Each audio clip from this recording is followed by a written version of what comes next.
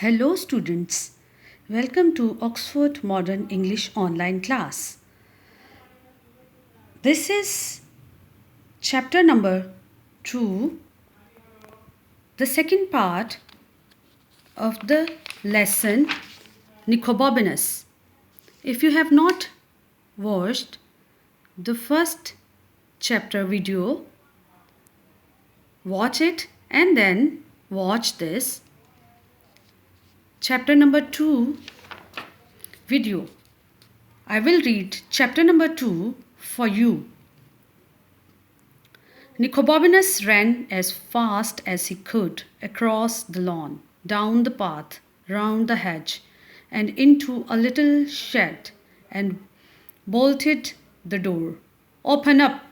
cried the man, and the hinges creaked, and the door shook as he banged it with his fists. "The door's not going to last long," thought Nicobobinus to himself, as he dragged a large old stone roller up against it. "Open this door at once! Do you hear?" The man was shouting, but Nicobobinus didn't hear anything at all. He was too amazed by what he had found. "You will have to come out eventually," the man was saying, "and the longer you leave it, the worse it will be for you." But he could have saved his breath. Nicobobinus was on his knees examining what he had revealed when he moved the roller. He brushed off the dust and undid the catch and then lifted it up. "Right, I'm going to break this door down," said the man, and then, because he knew he would have to repair the door himself, he added, "Do you hear?" But Nicobobinus didn't hear. Nicobobinus had disappeared through the trap door he had discovered and was running down stone steps that were slippery with slime and that smelled of graveyards and that went down and down deeper into the ground until it became pitch black. "Rosie," said Nicobobinus to himself, "this is all your fault." He heard this heart pounding and his steps echoing along the dank rock of the narrow passageway until at once there was nothing, and before he realized he was falling in the blackness, he was.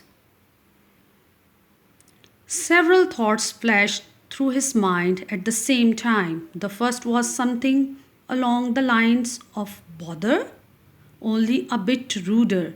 The second was a rather unkind thought about his best friend who had instigated the whole expedition, and it involved her dangling over a snake pit, while numerous fierce dragons flew at her chanting. How could you do it to him, poor Nicobobinus? The third thought was, suppose it's a well, a deep, unused well, with slimy, slippery sides that you could never climb, and icy water at the bottom that. At this point, he discovered it was not a well. He made this discovery very suddenly and very painfully. "Oof!" said Nicobobinus, and he lay there in the pitch blackness, with not a single breath left in his body, or what seemed like the whole winter, but was probably only a few seconds. He came to himself, in fact, just as a stone hit him on the head. "Off!" said Nicobobinus again, and then realized he could hear footsteps high above him. "Stop, sir!" he called out, but the footsteps kept on coming down. "Ah, I've got you now," cried the man, "and I shall beat every bone in your body until it is black, and—" Nicobobinus Suppose the man was going to say blue, but in fact the next word he uttered sounds more like Bkfahuaragaham. It was not a word with which Nicobobinus was at all familiar, but he understood its meaning perfectly and moved smartly out of the way. Crash! "Are you all right?" he asked. There was silence. Nicobobinus felt his way back in the pitch dark until his hand touched the man's leather jerkin. The man was laying as still as death, but he was breathing. "I must get help," said Nicobobinus to himself, and he began groping around the blackness to find another way out. When he found it, however, his heart sank. The only exit appeared to be a narrow gap down by the floor, no more than a foot high. "I can't squirm through that in the pitch dark," he said to himself, but at that very moment he heard Rosie's cheerful voice saying, "You can do it." Nicobobinus span round, and there, to his immense surprise, was nothing. No Rosie, no anybody. "But I don't know if it leads anywhere," he said to the voice in his head, "and it's such a tight squeeze I might get stuck."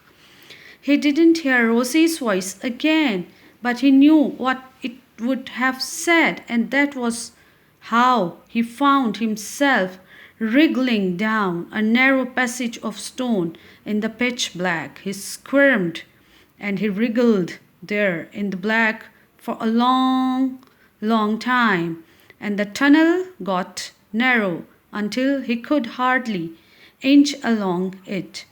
"I'm going back," he said to himself, but he didn't. He just kept wriggling and squirming until suddenly he found he could stand up. He took a pace forward and immediately fell over stone steps leading up. "Oh," he said, although what he really meant was, "Thank goodness." He began to climb, and he was still climbing. Some minutes later, "It must be a tower," he thought, "or the grandest house in Venice," but at that very moment he saw a crack of light. He stretched out his hand and found himself touching a catch that clicked softly in the dark. A panel suddenly slid open, and the Nicobobinus stepped through into the most amazing room he would ever seen. Students, I hope you have enjoyed the reading of the story. If you want to know the whole story, you should go through a novel, Nicobobinus, the full novel. In the next video, I will try to answer the questions in the comprehension section. Till then, see you.